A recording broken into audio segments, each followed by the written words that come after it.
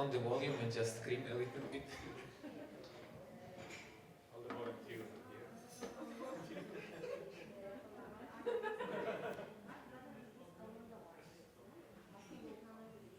We generate audience with AI. Just open the phone and there will be like a lot of people. But they were doing it in metrics.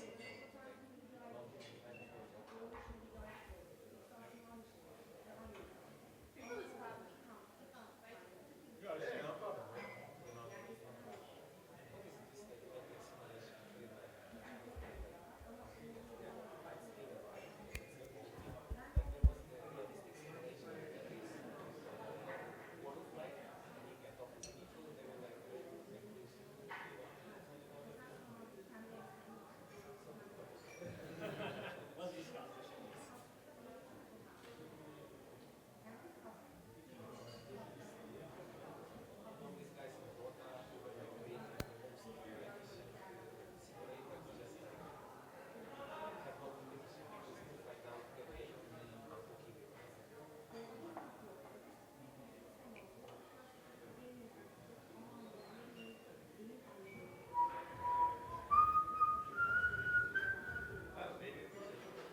Use it as a marketing motive.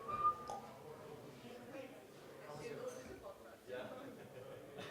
Christian is here. Hello. And say hi to every single one. Exactly, yeah. Introducing everyone. We can do introduction in the audience. Yeah. We can introduce the audience even. It's So the let's go worst with one that. after rooftop pizza. I mean. Yeah, exactly.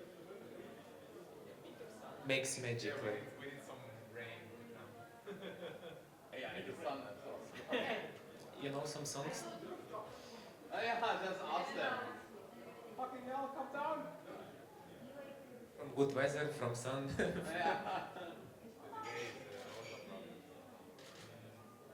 We should ask them.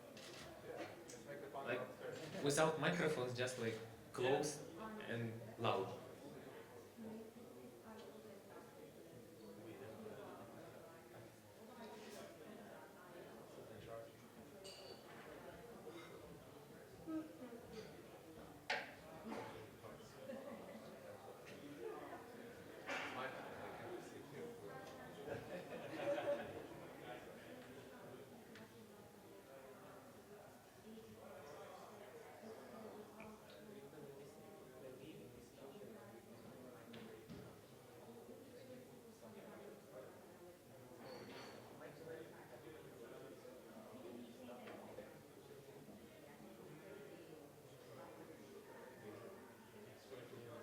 Yeah, it's not gonna be as tasty.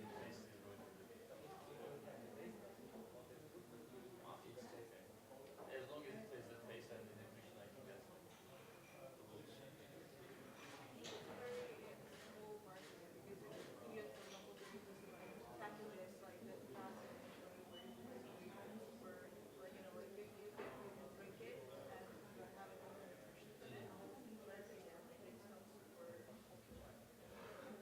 doesn't feel natural.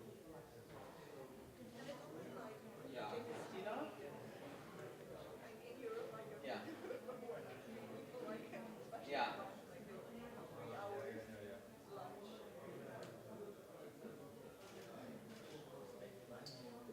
Ja. Natürlich, ich kann ja auch die PowerPoint schicken. Ja, aber ich schicke immer nur die PDF. PowerPoint habe ich.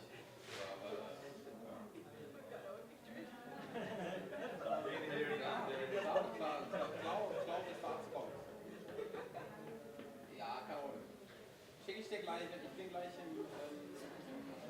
im Büro, ich bin auf einer Messe. Bis dann. So, countdown of 1 minute and we're gonna start. Ja. Don't want to keep you waiting. Yeah. I'm so excited about it.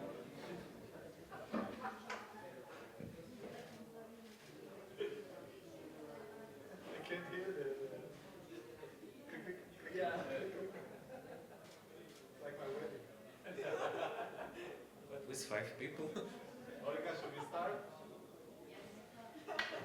Did you try really hard? Fails miserably. But we have like still 20 seconds. And I hope there will be enough chairs in 20 seconds. Google stands, no problem.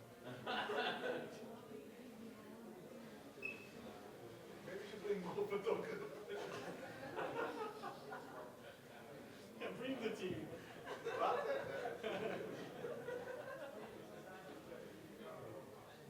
Next time, don't choose a location with a rooftop. Just a dark hall. A dungeon out. we got a seat in room boss. Who's the chest behind us? Yes. So hello guys, nice to see you and auditory. We will talk a little bit of supercharging game development with AI tools, and I'm here with amazing specialist. I think you can introduce yourself more widely, like for some minutes, and then we can start the communication. Hey everyone, thanks for being here. I really appreciate it. My name is Ahmetcan, but you can call me AC. I'm a consultant helping casual teams with their product management and game design needs. Whenever a team needs help with getting their games off the ground or optimizing the performance of their game through feature optimization or live ops management, I jump in and help them with their games, both newly launched and maintenance games, to get the most out of their game's potential. Hey, my name is Yaniv. I'm from Supersonic. I'm a senior studio manager. I work with our hybrid studios to generate games, create games for Supersonic, all the way from ideation to development, game design, monetization, and on the way to live ops and live games. And yeah, that's it. Hello everyone, I'm Sofia. I'm working for a company called Tezos Blockchain. We have a couple of verticals, which is art, gaming, and DeFi. So I'm working for gaming on a day-to-day basis. Basically, I'm working with the studios who are building on our blockchain, helping them release the games, monetize the games, and launch NFTs and tokens. Yeah. Hi, I'm Nikita. So I'm a creative director of Moonlit Games. So I'm working in games already for a lot of time, almost 20 years since I started. And most of it was in art direction domain. So I did set up a lot of games. Some you might know. I worked for Vuga for around 10 years. So all the hidden object games that Vuga produced, this is something that I worked on. And my focus was always setting up the pipeline for production for all kind of content, whether it's going to UI or live ops or marketing, so kind of how to bring the assets from ideation to release. This is something that I work on.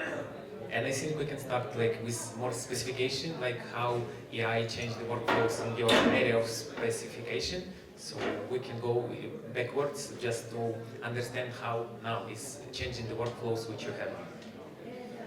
Well, let's say it cuts a lot of corners. So something that, like, I think art was one of the things that got hit by AI, like kind of in the first row. It was maybe a little bit unexpected. Artists were always like, oh, you cannot change, creative way, and robots cannot do it. Well, it turned out they can. And right now the asset production got really streamlined, and I'm talking about a lot of things, from 2D art to 3D art these days, animation, the reading process, like all of this is automated by AI. There are like tons of tools that you like maybe cannot fully use like as a single solution, but each of those tools provide a solution for every step of the process. And right now building a pipeline is not basically building different like software on the same computer, but more like connecting different services. And what it allows is to keep your team really lean. I'm not advocating for, fire all your artists, but all your artists can now be really productive, and it really changes the way how you produce content. Yeah, so from my perspective, it definitely makes everything, like the teams being more efficient and games being more scalable. I think that if we compare like indie games and AAA games, I think AAA games are using more AI, more for the management, for the creative, for the optimization, rather than building the whole game from scratch kind of a thing. But for indie studios, it helps them to launch the game, iterate faster. For example, the game that we recently were kind of launching, it was like a gamification of a platform. So one developer, without even backend knowledge, he launched the game in 2 months, and that's actually bringing like the revenue and has good retention. So yeah, definitely it's optimizing the processes. Yeah.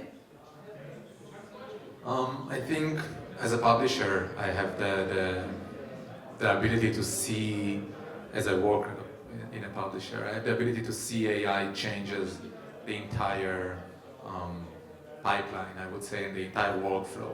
So starting with working with the studios, if we were focused on hyper casual at the earliest days, and now with hybrid, studios are lower on resources. Studios that were little amount of people suddenly can do much more. It doesn't mean that two-person studios can be as efficient as 20, but it's definitely giving them the ability to stay relevant. So it's in terms of art, but it's also in terms of data and economy and monetization and assets generation, all of those things, even within Unity. It's something that helps a lot all of the early days of the development. But also, as a publisher, we have all the entire life cycle of the game where we start adding ads and monetization, and we're doing a lot of creatives, and we're doing data. AI touches everything. So if we're looking at creatives, then we're seeing a lot of our top creatives being generated with AI, even if it's something crazy just for the first 2 seconds. It's something that we can take the actual video of the game, and AI will generate us something that we would never be able to do without a lot of investment. So in creative, it took it to a completely different level. And when we look at data, that's also something completely like off the roof. Like you can look at and analyze data, whether it's the UA and ROAS and everything regarding campaigns, but also in terms of in-game data, in terms of economy. So you can simply upload to your favorite AI tool the economy spreadsheet and tell him, listen, I want a stricter economy. I want I don't know, a choke point in this part. Of course, we'll talk about it later on in the panel. Everything needs to be verified and tested, but it's something that you would never dream of before. So, yeah, everywhere.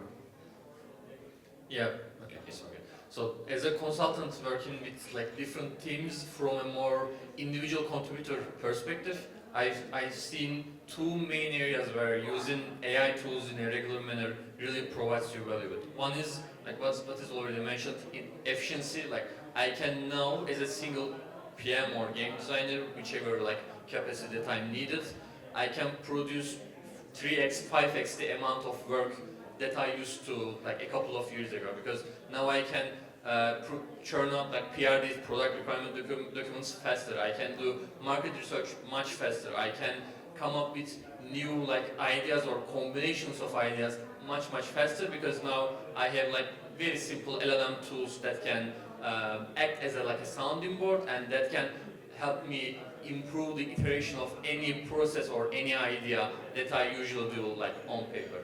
But even I think more important than that, the second thing that I've seen that using AI tools provide value with is now I can express myself to the developers or the designers in a much clearer fashion. Because like as a product manager or game designer, you may not have the skills needed to design the actual like user interface or design the actual experience that you want. And what you used to do is just write in a verbal manner, describe what you want the experience to look like, and trust your team to build that, and then go into the iteration phase. What I've seen with the AI tools is now, with the very limited like design or development skills that I have, I can actually come up with a very simple, rough like prototype, even through like a couple of screenshots or screens, and that actually provides much more value to compared to any kind of long document or description that I can provide. So I think with the AI tools becoming more like adopted by the masses and becoming more powerful, the bridge between the different teams are also getting stronger, because now you can build your own like small prototypes, or I don't know, rough templates, so that you can actually describe what you have on your mind in a much like more solid manner that is also much more actionable compared to its state like a couple of years ago. Thank you guys, but with all this like boost in efficiency, in extra creativity, how to find like kind of the balance between this, because you can do super much a lot of efficiency, but like where the creativity goes, how we can balance these 2 points, because in some point if everyone will use AI, like there will be nothing new. He's like kind of eating all which was done, and like he can create something new like wild, but still like not something from human perspective, even though it kind of can. So what you thinking about this balance between creativity and efficiency? Yeah, maybe I can continue with that. So yeah, like, You can do it whatever you want. Just I even the microphones. yeah, perfect. So I think it's more of like a topic of like iteration, because if you give something to whichever AI tool that you use, either for like creating a document or for designing like a screen, if you stop with the first output that you have from that tool, you're not going to have the most optimal outcome that you expect, because like you just gave it an initial prompt or initial kind of information and got something as a result, but you need to iterate with the results that you get, while also using the AI tool stack that you have in your hands, so that you are getting the efficiency from the AI tools that you are using, but you are also at every step of that iteration, you are also infusing it with the creativity that you have, with the perspective that you have as well, so that it's not just like a blob of the result of all the data that tool has, but it also represents the ideas on your mind or the plan that you had in the beginning, so that it stands in this like nice middle ground where it has something that you already provide with, but also it uses the available knowledge, available data outside, so that it also boosts that creativity that you provided, so that it has like literally best of the both worlds. I want to add something, guys. I'll just say it's all about, like you said, it's not that the artist will be useless. The artist will need to turn themselves into prompt managers and prompt engineers, and they will need to analyze the results a little bit better, because at the end of the day, creativity has a place. We want to see unique things. AI is generating this, but it's not always pleasing to the eye, as at least at the moment. So there's still always the touch of an artist that needs to be added. I can generate things in AI as much as I want, but at the end of the day, my artist will look at it and say it doesn't look good. So, and usually the artist knows what he's doing. So it's all about identifying what was done with the AI, and then kind of taking it into the polish that you want. On my side, I can add that I think the majority how the AI is used now, it's more used for like coding verification, right?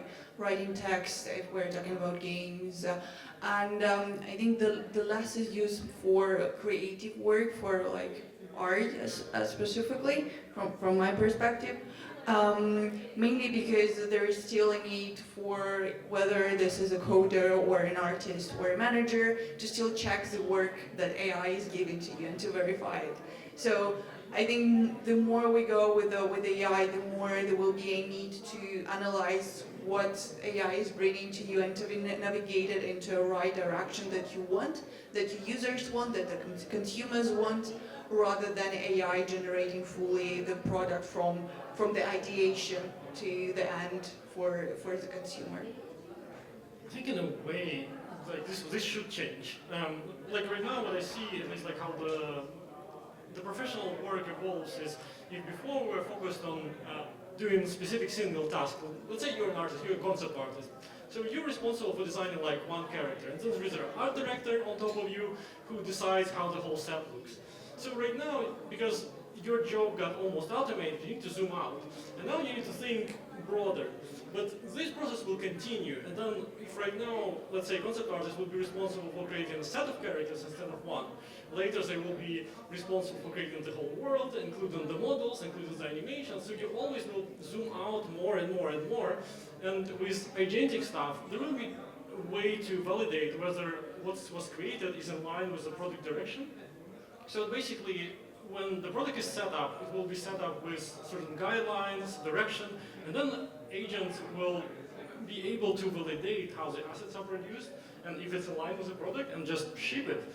And I think with even faster validation through either socials or through marketing, we will see if the assets are actually performing well. And kind of this will be the constant loop. And at some point, there will be less and less human, but it will not get less creative. It just the challenges will become more and more high level. I have a question. So, it's like for the whole panel, but more for Mikita. So, now you were saying that the pipeline is becoming just more efficient. So basically, just speed up the production. But how have you been able to check whether the assets itself, whether the human-generated assets are performing better than the AI-generated assets? So it's definitely about quantity and speed with AI, but whether this is now about the quality. So I think every project has a, like if we're talking about art production, there is an art style, and there are some guidelines and rules of how this like world is created. So when you tackle this and you prove that this is market competitive, that it performs well on, I don't know, for creatives, for gameplay, that it does fulfill certain functions of gameplay, you say, okay, this is kind of a bulletproof concept, and we have some outline and rules of like how it will be created. And you would act like this also with a human team. But now with AI automation, we will get to the point where this guideline will be used by AI to just create assets, and AI agents will be able to validate whether those assets created according to this guideline or not. I'll add that it's not about speed or quality, because like quantity or quality, AI should enhance make the same good quality faster or easier. It shouldn't be like, maybe for creatives, for example, it's something that can generate quantity, but if we're talking about game design and art and style like this, it's all about keeping the same quality but on a more efficient way. There is also, if you want to add, there is the question about verification, like what will be generated with AI, who have the rights, and like how it will evolve as we touch on this topic. So basically, how it will be in future is right now everyone will be like teaching each other on the like materials which already like created, they owned. So what will be coming with like ownership questions and all which is connected to originality. I think that it's a bigger question than the mobile game or the game development area. I think AI is here to stay, and like there is no, at least now, any ownership about things that you do. Things you create with AI is technically yours. I mean, nobody can claim that it's not yours. So for now, anything you can do and you can create, it's yours. But if, I don't know, down the line there will start being some regulation on AI and stuff like that, I don't think it will go there, but we need to adjust then. But for now, everything you do is just, it's yours. And there will be a lot of copycats. Like, whenever you see that something works on the market, it will be replicated. And this process will speed up, like, massively, and we will see a lot more, we already see it on the market. Like, how many clones of the style of Supercell are there? Take Homescapes, all the casual games became kind of, looking like playrix right now. Like, everybody's copying already, but it will be just faster and cheaper. So if before there was teams like, let's say, Vuga or Playrix, they have kind of like production powerhouse, and they can afford this high quality assets. Well, suddenly, you know, a bunch of students in the campus can do exactly the same without any experience. They just need to have taste. So I think the projects will be differentiated by this kind of like a taste quality, whether it's appealing to the audience and whether it can like really resemble with the target audience.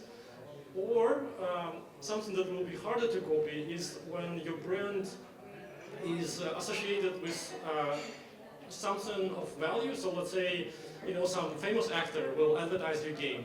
Well, suddenly you're attaching it to the face of this actor, and others will be harder time to copy it because, well, you have a contract basically. You know, again, George Clooney advertising your game will be really harder, like a lot harder to replicate than your art style.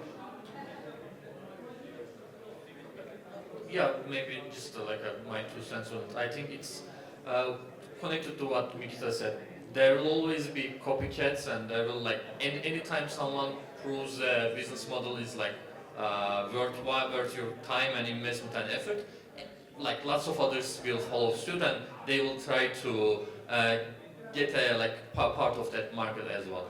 But the important thing is what the market, how the market values those copycats and how those copycats can actually differentiate themselves. Because like fearing that lots of people are going to copy your game or copy your style, if you give enough value to your players and if you can keep up with the like content expectations and the market expectations, it shouldn't be your main concern. It should be the concern of the copycats in like with respect to asking themselves like how can we actually provide value while copying this art style or gameplay style or whatever it is. So I think it's more about the market dynamics and how players value those copycats, although there is like the original already on the market available to them. Some copycats can integrate some new features which will be then copied and added extra value, so it will just grown up. And we maybe can talk a little about the long-term like results on the industry of all these tools and all these things, like how it will transform it. It will be kind of obligated to use it. You will not be able to create something not like using all these tools, or still there will be some like relicts who do it like by hands, which is totally will be not efficient, but still kind of you can see it. So the question is long-term results of AI integration, and how do you see the industry will evolve?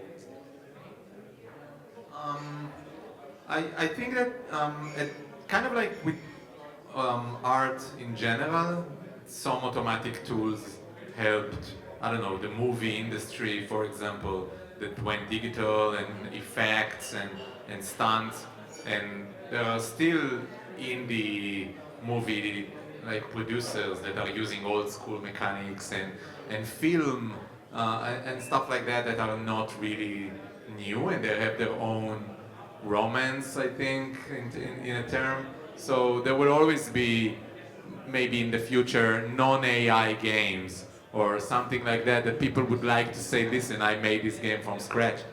It might have an audience, kind of like the indie developers now in PC and stuff, pixel art and stuff like that. But at the end of the day, I think the mainstream industry will all use AI at a certain point. It's just like AI is just the current technology. Any industry adopted technology at some point, and this one as well.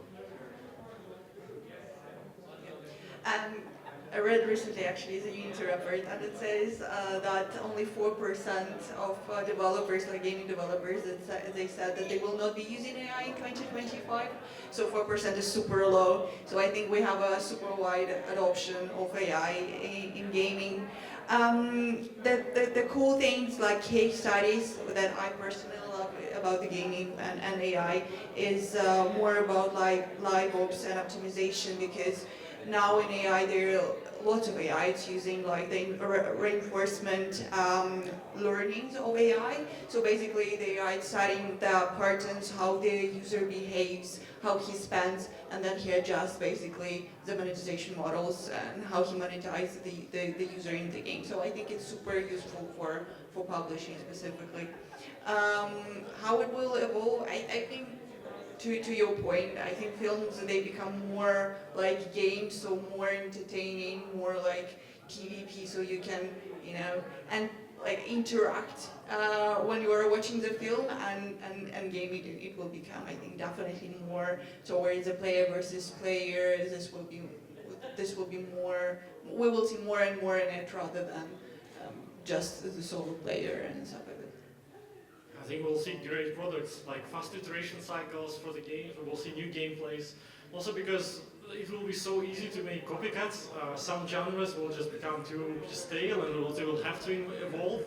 So we'll see definitely new products. I think it will be like absolutely terrifyingly bloody. A lot of gaming companies will close. I think it will be like a massive just massacre like everywhere. We will see. I said something that I should. I think we will see a dispersion at first, so there will be a lot of solopreneurs, a lot of small teams who will be able to publish games and make games, but in the end, the companies who will have higher compute and more money for marketing will win, and it will get consolidated back into like big winners. Like this is how I see it. Like the bottom line is you can still buy handmade crafted carpets, but they're like 1,000th of the whole market. I think it's going to be something like that. What you also mentioned, like you will see non-AI, fully human-made games market, this niche. I think in a not so distant future, but they're going to be like a very small part of the whole market. We just need to, I think, accept and embrace that fact. So like people will go to outside of the city clubs, smoke cigars and play the games made by hands without AI. It's like fancy stuff, playing golf. And like in this style, how we can diversify or like make difference. So that everyone will use the same stuff. So what maybe you see use cases when you can stand out of all the guys who using it differently. You can use it differently, definitely, but what seems from your perspective can be used to show yourself from a different perspective than others who are using the same tools, basically. Maybe I can start with that as well. I think what I mentioned with the how to use the AI tools, that iteration, like going back and forth, giving your like prompts and getting it and continuing to try to infuse your creativity, I think that is going to be the key to differentiate yourself from the others in the market, because like basically any of the AI tools that you are using are going to depend on the publicly available data, which is the most successful games out there that is like available to everyone. So whenever you rely too much on the AI tool stack that you have, you are going to screw towards the like average or the like most popular in the market, with your differentiation like going down and down. So like in order to make sure you still differentiate enough compared to the others in the market, you have to make sure that you observe and actually even control every step of the process while you use your AI tools, so that you make sure your creativity and your team and your even culture, to a point, depending on the context, is infused into every step, so that it still represents the soul, even, or the plans or the identity, the idea of your company or your project, even though you help a lot of AI tools in the whole process. If you want to add something, or you... I think it's a creative choice whether you want to be differentiated from others, or you want to kind of fit in and almost blend with the rest, because this also can help. How many voxel games out there that looks kind of the same, but it just fits to the mechanic, it fits to the audience, it helps your customer to recognize that this game is for you. I think the other aspect is recognizability. So if you think about like Brawl Stars, like it doesn't matter how many other games will look exactly the same. Like you will see some of the characters and you will know that okay, this is Brawl Stars, even though the art style, like the product appeal overall is the same. Yeah, so I'll add to that. At the end of the day, when you work with AI, especially on art, you can really easily go to the mainstream of what's now. Like, you're gonna ask him to do something, he will give you an answer, you're gonna use it. That's gonna be pretty much the same for everybody. If you take your picture and you ask him to make it Ghibli studio style because everybody is doing it, then you're just gonna be like everybody. If you're gonna go and search Google for what are the, I don't know, top 50 studio styles, and you're gonna find, I don't know, the bottom 5, and you're gonna see that yourself is looking much better in this style, then this is kind of the things that you need to do. At the end of the day, for a game with like high-end budgets, it's gonna be about creating things from scratch, kind of like you say, Brawl Stars did it, or whatever, those type of things. So you want to create your own art style. That's gonna be kind of like with everything, with art. It's gonna be expensive, it's gonna be longer, and then people will copy you. So this is the life cycle of art in the era of AI, I would say. And Nikita, about the battle, which will be soon, like with all the studios and all this, like finding what can work and what is not working at all. And maybe guys, you also can add what genres can fall the first, like what this like downfall can, not downfall, but like still lowering the numbers in all of the genres. We can go like by genres if you can do it. I don't know how many merge games can you really make. I think like there's so many companies even in Berlin making a merge game. It's like I really don't know how many the market can bear. I don't think there is a specific genre that will Just die. your feel about it. Yes. Yeah, no, I like merge games, and each one of them is the same, but also match 3 are all the same, and also I don't know, jam puzzles are all the same. So at the end of the day, you play one game, you get sick of it, you play another game. Each game wants to add its own twist and like something that will differentiate it, but I don't think AI will make some genres disappear.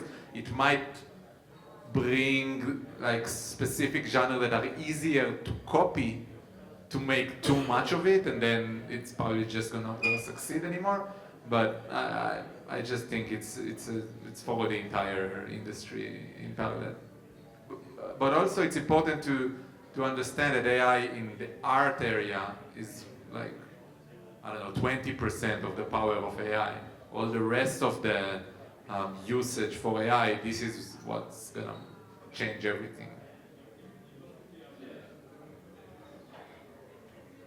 I think lots of games who were trying AI at the beginning when it was like the first test, they were integrating the chat box. So word games, for example, I think it would be easier to make them with the help of AI. There was already like a game where you connect like one word with another and it creates another, and it's all generated with the pictures.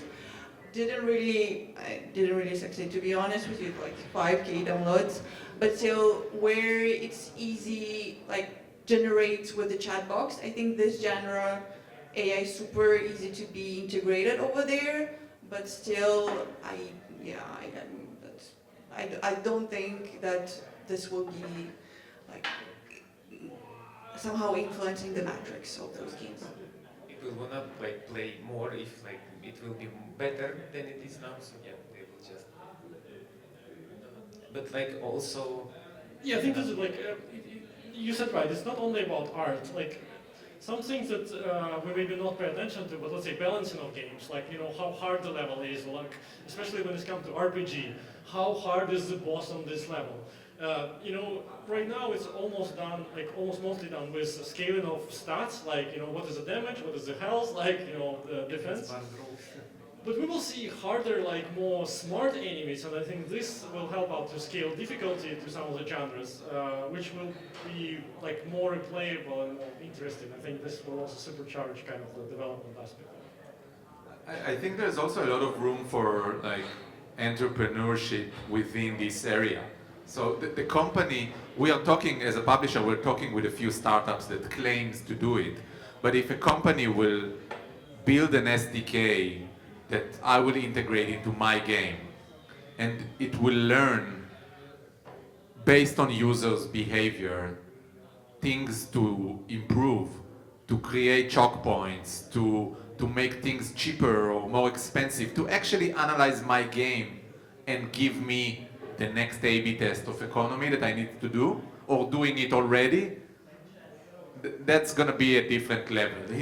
That's gonna be like a successful business, because all the games want to adjust their in-game metrics, their economy, their difficulty curve, but it's extremely hard. So the company that will, I don't know, I will give her it the knowledge or the prices of all of my characters, the attack, the defense, the whatever, and they will allow me to get a different economy chart or a different difficulty curve. This will be the next level. So I think there's a lot of room for AI to grow in this area that will bring a completely different like help to games. And this is where we really will start asking ethical questions because like the funnel, like specific segmentation of players, what kind of offers you cater to some player. Oh my god, this will be wild because you will be able to predict like at which point it is better to show specific pop-up, what pricing range, like to each user. Absolute mad stuff. When you think about ethics, like art is no joke, but like this, like. You should. I mean, funnily, one of the sponsors, Medica, they are doing something similar to that, right? Yeah, I was going to mention something similar. Like it is already being done in a more kind of semi-automatic way. I wanna say. They use machine learning. Yeah, yeah. Like so, I think that's just going to kind of ramp up and just accelerate because it's like from beyond the discussion of ethics, it's already like a best practice. If you don't do, you die. Like basically, it's something like you have to do, and it's just going to accelerate. Like I don't think, sadly, maybe from a like perspective, but I don't think ethics is going to have anything to do with that part of the picture. Like it's just going to accelerate as much as possible. Yeah, somebody needs to earn the money. If not you, someone else. Exactly. Yeah. I think that, you know, I don't know, 10 years ago when Google or Facebook started targeting users for their specific interest in ads, people were like, no, I want my privacy. Nowadays, I prefer to get an ad that I like rather than, I don't know, something for lingerie or for women. I don't want, maybe that, but I don't want, I want my ad to be related to me. So I think it's going to be the same with the in-game offers. Like you said, at the end of the day, segmentation will be to the granular, to that specific users. I know how he behaves. I know what to offer him. I know for him, the next boss needs to be 2 times stronger than for him. So all of those things will, it's gonna like exponential once AI will be really integrated into the games. Yeah, segmentation will become personalization almost with Yeah, like, that's called personal. yeah, like depending on like how like it's going to cost a bit too much. It depending on your like user base and how many players you have and the amount of data that you need to like go through. But it's also getting cheaper, like with Moore's law and everything, like getting cheaper with the GPU cost and compute cost. So I think yeah, like the personalization inside game, almost like real-time personalization. If you're talking about like ideal situation, yeah, I think we are going towards that ideal state where every player's experience is going to be personalized and, to be frank, from like a revenue perspective, optimized as well. Yes, so with this personalization, there is the question, like the new type of games overall will be, if like every game will be adopted for like the specific player behavior, it will be like totally different games overall, but also AI tools in the other aspects of business. So it can be used for like emails for long time, but now there is a lot of automatizations which can search all whatever you need about your team, about everyone, and you kind of need to do extra things to like shield your team, not to be bombarded with like 300 million emails each day. So there is also extra question how to protect yourself from AI who will be on the approaching style of the business, approaching side, and also like how to integrate it into business to be more efficient, to reach to more people, not to be put into category of these guys who just like bombardment. So that's one more question which kind of will not be direct in the game industry, but still impact the people and how they feel. I think regarding the optimization, so there is already a company that is doing this. This is called like balance.fun. So what they are doing, they are when the user is getting into the game, then they can integrate like their work, their hobbies, and then the basically on what is integrated, the user integrated on his preferences. Then the game's kind of educating and onboarding the user into the game. And then it's learning the pattern how the user is playing in different games, for example, like in League of Legends. And then it's helping basically with the strategy. And the prompt is given to the player on how he needs to optimize the game when he failed. So it's more beneficial for the user in this case. And I think it depends on how challenging the gameplay the user wants to be. So if you want, okay, I don't need an AI helping me, I don't need a learning, then okay, you are turning off the AI. But I think majority of the users, they will get like competitive and they're like, okay, I want my AI to help me with the strategy and with the tutorial and with onboarding. And I actually want to get like a promotion of what booster I want to buy now to defeat my enemy. So this will be actually, I think it will be more beneficial at this point. And regarding what you said about things that harass us as I don't know, in that term, kind of like any technology in the world, whenever there is a technology that can be used to I don't know exploit something, there comes a technology that is blocking it at the end. So whenever something will be sophisticated enough to send you 50 million emails, there will be a software that will block all of those. So I don't think this is what we need to worry. There are much other stuff that AI can be used in a bad way, but that's not the panel for that. Yes, yes. I think the question or the answer there would be kind of an agentic representative of yourself, right? So someone who would go through your email, read your stuff, filter like what is actually important. Well, there is like email with some, I don't know, salesperson, some random stuff like fuck it, go to trash. But maybe there is some email saying like, hey, you actually need to pay your bills, that are due. Well, read this one. So kind of like, I think we will get to the point where your email will not be the one where you like manually read every mail, but you will have more like a filtered out report of like, hey, this is important stuff and this is like other things. Gmail is already kind of doing it. It's showing you on AI style what is the content of the email, what is important, what is not when you log in. So yeah, definitely it's gonna go there. So AI basically is the new reality, like using all these tools, it's not just like hyped and then it will be, it's totally integrated in all the aspects of like game development. You agree with this, or you maybe think it's kind of initial time and then it will go like it. There is no way he gonna go, only if electricity cut off. So.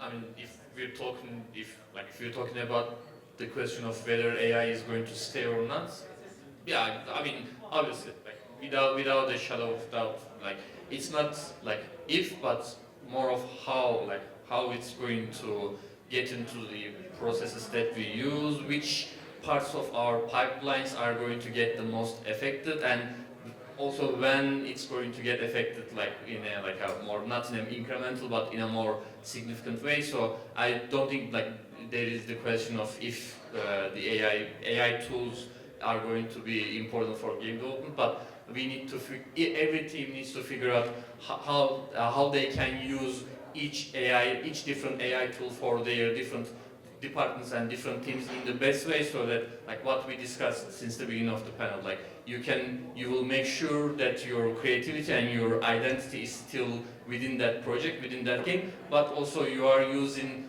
the publicly available data and publicly available tools to their like best capacity, so that you can get like an advantage over the others who are also probably going to try to do the same thing.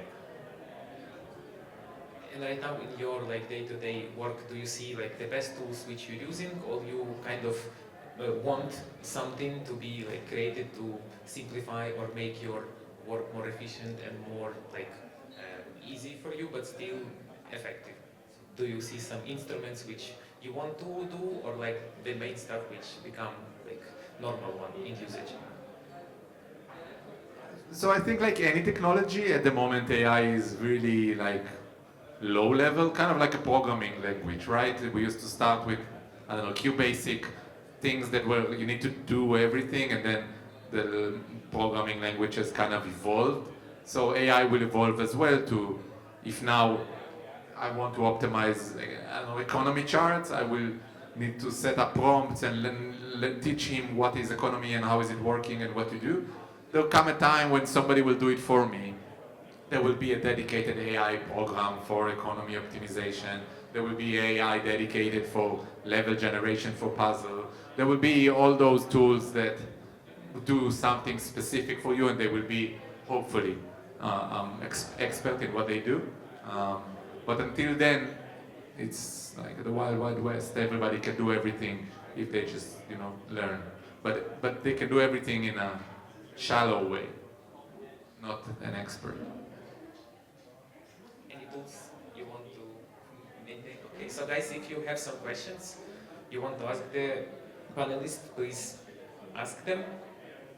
Yes, one more. Yes, so we can talk a little bit more on topics you want to also open in this, as we kind of need to suggest some new things with which you can supercharge the game development. So please feel free to add extra. I think also one last thing that I forgot to say is that we mentioned PvP at the early stages. I think AI will take fake PvP to the next level. So I think game development at the moment can, if nowadays nobody can trick me to think I'm actually playing a real player, like the IO games that were in the hyper casual genre.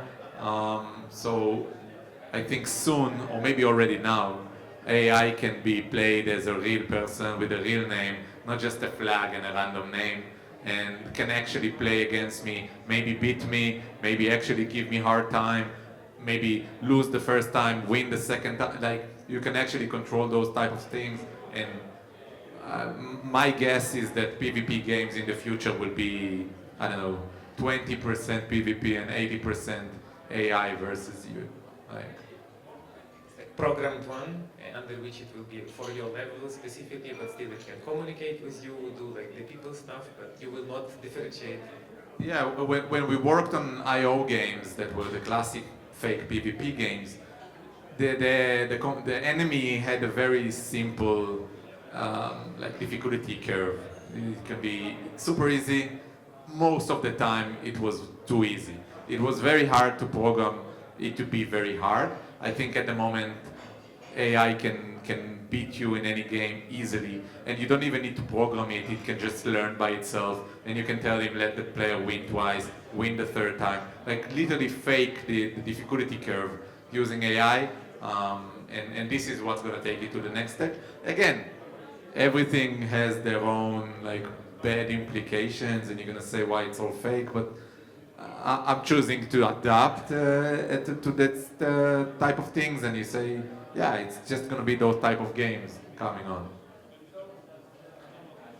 Absolutely agree, and I think with NPCs becoming more smarter, it will be more interesting to monetize the users, because, for example, the NPC can be, it already was used in, it will be a Web3 game, so please don't be so judgy, but the game, it was bimutable, it was Gods Unchained, so it's like a card battling game, like a strategy card game. So the NPC was using a booster card that you can only purchase as an in-app purchase. And because the NPC was so, the IO, it was so smart, so users actually started buying these boosters and cards. So with NPCs becoming more smarter, it will be, I think, easier to prompt what you want the users to buy, but not in a with the promotion and with a notification, but in a very competitive and engaging way.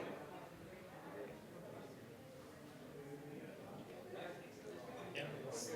So basically, thank you guys for communication, and see you soon. Thank you so much. Thank you.